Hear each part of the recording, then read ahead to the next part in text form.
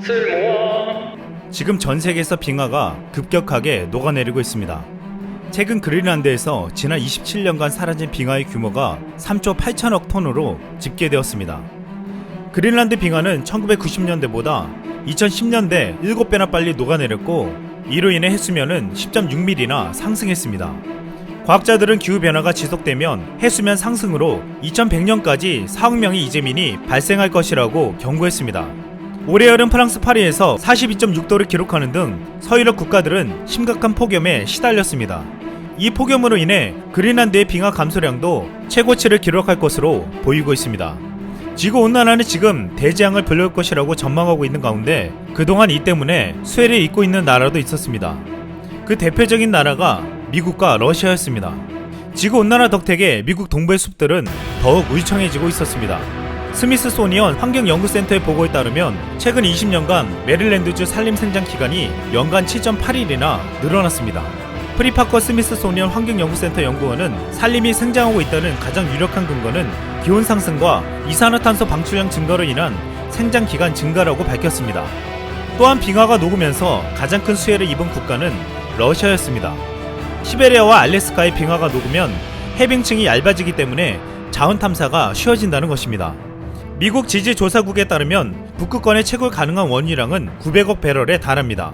그런데 러시아에 인접한 서부 시베리아에 묻힌 엄청난 규모인 1325억 배럴의 원유와 천연가스도 온난화로 인해 개발이 더욱 손쉬워진다는 것입니다. 그런데 미국과 러시아뿐만 아니라 우리나라에게도 유리한 면도 있었습니다. 2009년 9월 얼음에 갇혀있던 북극권 100개 두 곳이 새로 열렸기 때문입니다. 북극 항로가 개통되면서 현재 유럽 아시아 항로보다 8.km나 줄어 10일치나 운송료를 아낄 수 있었습니다.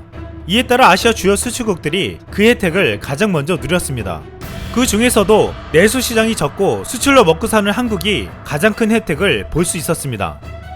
그러나 지금 해수면 상승은 지구 전체에 대재앙이 될 것이라는 전망은 틀림없어 보입니다.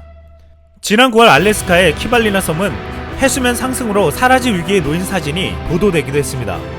현지 주민은 어쩔 수 없이 이주할 위기에 처했습니다. 미국 월드워치 연구소는 유엔과 함께 조사한 결과를 발표했는데, 해수면이 높아질 경우 전 세계 대도시들이 물에 잠기면서 지구 인구의 10분의 1이 영향을 받을 것이라고 예견했습니다.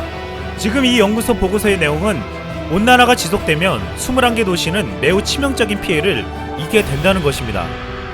포함된 도시들을 살펴보면 태국 방콕을 비롯해 일본은 오사카, 고베, 도쿄 등 3개의 대도시가 포함되어 있어 충격을 주었습니다. 일본 정부는 지난 9월 최근 국경지역 낙도 관련 정보를 모아 새로운 데이터베이스를 구축할 계획을 세웠습니다. 일본 정부가 낙도 조사에 열을 올리는 것은 작년 북부 홋카이도 북쪽의 작은 섬인 에산베 하나키 타코지마가 침식되어 수면 밑으로 사라졌기 때문입니다. 이 섬은 수몰되기 전 평균 해발 1.4m 정도였습니다.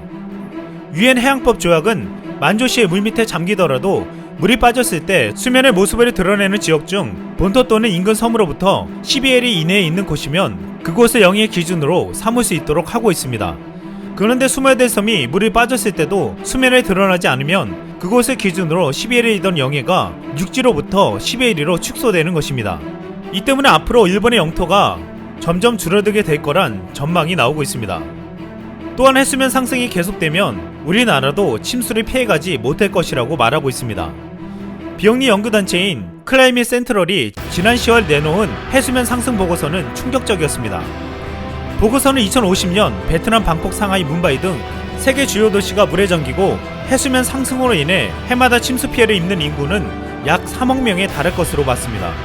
특히 해수면 상승으로 인한 피해는 아시아 개발도상국에 집중될 것이라고 보고서는 설명했는데, 한국도 해마다 130만 명 이상이 침수 피해를 겪게 될 것이라고 예측되었습니다. 이 때문에 지금 전 세계가 힘을 합쳐 이 문제를 해결해 나가야 한다는 목소리가 커지고 있지만, 미국 트럼프는 최근 파리 협약을 탈퇴했습니다. 파리 기후협약은 오바마 행정부 당시 2025년까지 온실가스 배출량을 2005년 수준에서 28%까지 줄이겠다고 선언한 약속입니다. 하지만 트럼프는 지난달 파리 협약을 최종 탈퇴했습니다. 트럼프는 미국이 현재도 환경보호를 실천하고 있는 국가이며 파리 협약이 오히려 부정적인 경제 결과를 초래한다고 주장했습니다. 세계 각국은 지금 트럼프의 결정을 비판하고 있으며 미국의 자국민들 또한 거센 반발을 하고 있습니다.